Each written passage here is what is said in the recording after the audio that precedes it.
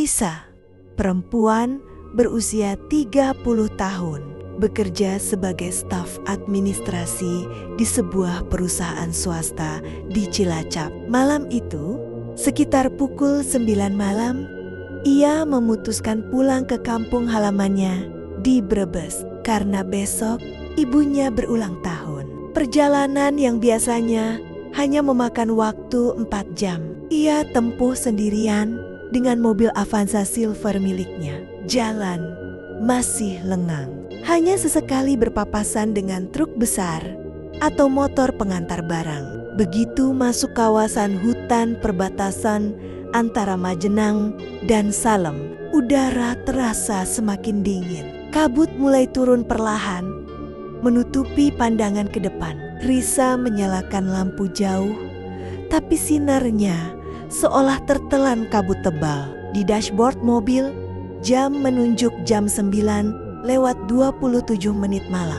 Sudah hampir 30 menit, Risa menyetir di tengah kabut. Tapi anehnya, jalan yang ia lewati tidak pernah berakhir. Tidak ada papan petunjuk, tidak ada mobil lain, hanya pepohonan tinggi dan suara jangkrik samar. Risa sempat berpikir, mungkin ia salah arah. Maka ia menepi untuk membuka Google Maps. Tapi aneh, tidak ada sinyal sama sekali.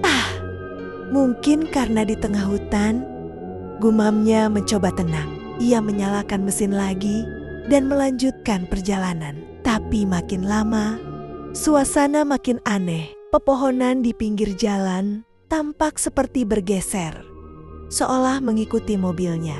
Bahkan di kaca spion, kadang terlihat bayangan orang kecil berlari di tepi jalan. Tapi begitu ditoleh, tidak ada siapapun. Sekitar pukul 10 malam, Risa akhirnya melihat sesuatu di kejauhan.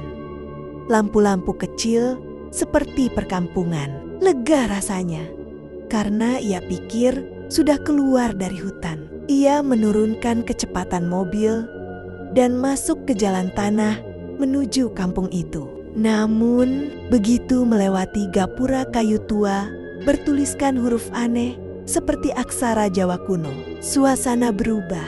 Udara menjadi hangat, kabut hilang. Di sekelilingnya ada rame-rama kecil berdinding anyaman bambu. Orang-orang berjalan mengenakan pakaian zaman dulu, dan beberapa anak kecil berlarian tanpa alas kaki, yang membuat Risa bingung.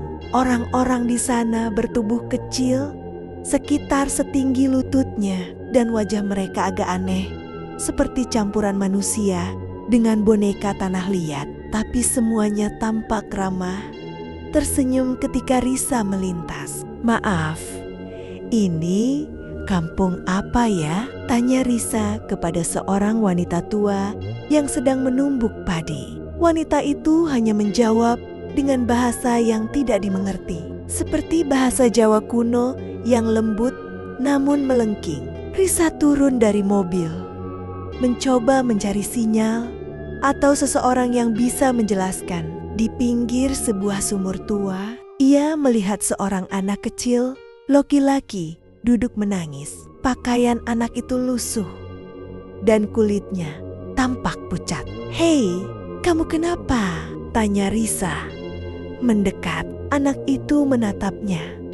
Matanya bening tapi kosong. "Ibu, aku ketinggalan," katanya lirih. Risa menenangkan anak itu dan mengajaknya ke mobil. Ia berencana mencari warga untuk menolong. Tapi saat kembali ke jalan utama kampung, semua rumah yang tadi ramai tiba-tiba sepi. Tidak ada satupun orang. Suara jangkrik dan burung malam pun lenyap. Ketika Risa mulai panik, dari kejauhan muncul seorang kakek berambut putih panjang, membawa tongkat bambu. Bajunya lusuh tapi bersih, dan wajahnya tenang. "Anak itu ikutmu?" tanya kakek itu. Risa mengangguk pelan. Dia bukan milik dunia ini, ujar sang kakek dengan nada dalam. Kau masuk ke kampung kami karena jalanmu bercampur dengan jalan arwah. Banyak yang tersesat di antara waktu dan kabut. Heiza terjiung. Kalau begitu, bagaimana saya bisa keluar dari sini, kek? Kakek itu tersenyum kecil. Antar anak itu ke tempat semula, dekat sumur. Ucapkan terima kasih, lalu jalan tanpa menoleh. Jangan lihat ke belakang, apapun yang terjadi. Dengan hati-hati, Risa menggandeng anak kecil itu ke arah sumur. Setibanya di sana, anak itu menatapnya dengan senyum tipis. Terima kasih, Bu, katanya pelan. Lalu tubuhnya mulai memudar seperti kabut yang tertiup angin. Tiba-tiba angin kencang berhembus, daun-daun berguguran, dan kabut kembali menyelimuti semuanya. Risa menunduk ketakutan, lalu berlari ke mobil. Ia menyalakan mesin dan memacu gas seperti orang panik. Selama perjalanan keluar, suara tawa kecil dan bisikan lembut terus terdengar di sekitar mobil, seperti ucapan selamat tinggal. Sekitar jam 11:47 malam, Risa akhirnya keluar dari kawasan hutan. Jalanan yang tadinya ia lewati kini tampak berbeda, lebih lebar dan ramai oleh kendaraan lain. Ia segera berhenti di sebuah warung kopi pinggir jalan untuk menenangkan diri. Loh Mbak, kok baru keluar dari hutan? Udah ditutup jam 9 tadi, kata pemilik warung. Risa terkejut. Ditutup? Maksudnya? Iya, jalan itu udah gak boleh dilewati malam-malam. Katanya suka ada yang gak balik, jawab si pemilik dengan nada serius. Risa hanya diam. Di kaca jendela warung, ia sempat melihat pantulan bayangan anak kecil tersenyum di belakangnya. Tapi begitu menoleh, tidak ada siapapun. Sudah 2 minggu berlalu sejak kejadian di hutan. Risa mencoba melupakan semuanya. Ia kembali bekerja seperti biasa. Tapi malam hari selalu gelisah. Seringkali ia mendengar suara ketukan lembut di jendela kamar sekitar pukul 2 pagi. Saat dibuka, tidak ada siapapun. Tapi di kaca ada bekas telapak tangan kecil yang basah seperti habis menyentuh air. Suatu malam, Risa bermimpi. Dalam mimpinya, ia berada di kampung itu lagi. Rumah-rumah kecil dari anyaman bambu, jalan tanah lembab dan kabut lembut menggantung. Dari balik kabut, anak kecil yang dulu ia tolong muncul kembali. Ibu, jangan takut. Tapi kakek marah karena ibu lihat ke belakang waktu keluar. Risa terkejut. Ia mencoba berlari, tapi tanah di bawah kakinya berubah jadi lumpur, menariknya perlahan ke bawah. Di antara kabut terdengar suara berat kakek itu. Kau sudah menyeberang batas 2 dunia, Risa. Kami hanya ingin memastikan kau tidak membawa sesuatu dari sini. Saat itu, Risa terbangun dengan napas terengah. Tapi di kakinya ada tanah basah dan daun kecil menempel. Ia terdiam. Itu bukan sekadar mimpi. Keesokan harinya, Risa pergi ke kantor dengan wajah pucat. Ia tidak bercerita pada siapapun. Namun saat pulang sore itu, hatinya gelisah, seperti ada yang memanggil. Tanpa sadar, ia mengambil jalan yang menuju ke hutan yang sama. Padahal Jalan itu sudah lama ditutup. Papan bertuliskan dilarang melintas. Rawan longsor berdiri di sana, tapi pagar kawat sudah terbuka sedikit. "Kenapa aku lewat sini lagi?" gumamnya pelan. Tapi tangannya justru memutar setir masuk. Udara kembali dingin. Pohon-pohon menjulang. Kabut turun perlahan.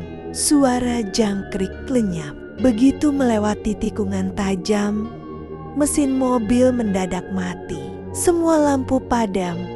Hanya tersisa sinar rembulan pucat. Risa keluar dan mencoba menyalakan ulang. Tapi tiba-tiba di balik pepohonan muncul anak kecil itu lagi. Berdiri diam dengan kepala sedikit miring. "Ibu, kakek mau bicara." Risa gemetar. Dari balik kabut muncul kakek tua berambut putih yang dulu ia temui. Kali ini wajahnya lebih jelas, tapi tanpa bayangan di tanah. Matanya dalam, seperti tidak memandang dunia yang sama. "Risa, kau menolong cucuku, tapi kau juga telah melanggar batas." Risa menunduk, menahan air mata. "Aku tidak bermaksud, Kek. Aku hanya ingin keluar waktu itu." "Aku tahu, tapi ketika kau menoleh, jiwamu terbelah dua. Separuh masih di kampung kami." Risa menelan ludah. "Apa yang harus aku lakukan supaya semuanya selesai?" Kakek itu mengulurkan tangannya. "Datanglah sekali lagi ke sumur tua itu. Kembalikan apapun yang bukan milikmu." Risa menatap ke tanah dan baru menyadari kalung manik kecil yang tergantung di lehernya. Kalung itu ia temukan di mobil setelah malam kejadian. Ia pikir milik anak kecil itu. Tapi ternyata benda itu yang membuat jalan antara dunia mereka belum tertutup. Dengan langkah pelan, Risa berjalan ke arah sumur tua di tengah kampung gaib. Semua rumah tampak kosong, tapi mata-mata kecil menatapnya dari balik jendela. Ia mendengar suara perempuan berbisik, "Kembalikan." Sebelum matahari terbit, Risa mendekat ke sumur dan meletakkan kalung itu di bibirnya. Begitu ia menyingkirkan tangannya, angin besar berputar dan kabut tebal menelan seluruh kampung. Dari dalam sumur terdengar suara anak kecil tertawa. Tapi kali ini lembut, seperti suara lega. Kakek itu muncul lagi di belakangnya.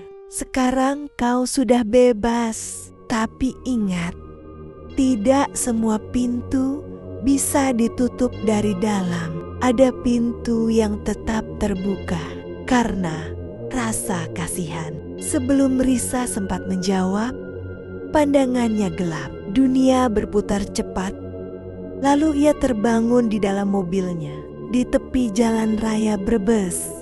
Dengan fajar yang baru terbit, Risa memegang setir erat-erat. Jam menunjukkan 05,15 pagi. Ia menatap kaca spion. Wajahnya tampak lelah tapi tenang. Ia mematikan mesin, keluar dan menatap ke arah hutan yang kini jauh di belakang. Namun saat hendak melangkah, ia melihat sesuatu di jok belakang mobilnya. Kalung manik kecil yang tadi sudah ia kembalikan di sumur. Air matanya jatuh di kaca belakang mobil. Kabut mulai terbentuk perlahan, membentuk bayangan anak kecil yang tersenyum. "Aku sudah di rumah, Bu." Risa memejamkan mata. Saat membuka kembali, kabut itu lenyap, tapi di jalan raya Brebes, angin pagi berhembus membawa bau tanah lembab dari arah hutan. Seolah dunia itu belum sepenuhnya tertutup. Beberapa minggu kemudian, warga sekitar hutan menemukan kembali gapura kayu tua yang bertuliskan aksara Jawa kuno di tengah pepohonan. Tapi anehnya, gapura itu hanya bisa terlihat menjelang subuh dan hilang ketika matahari muncul. Konon, siapapun yang melewati jalan itu di malam hari akan melihat bayangan perempuan berambut panjang duduk di dalam mobil, menatap ke arah hutan dengan senyum tipis, seolah masih menunggu seseorang yang belum sempat berpamitan.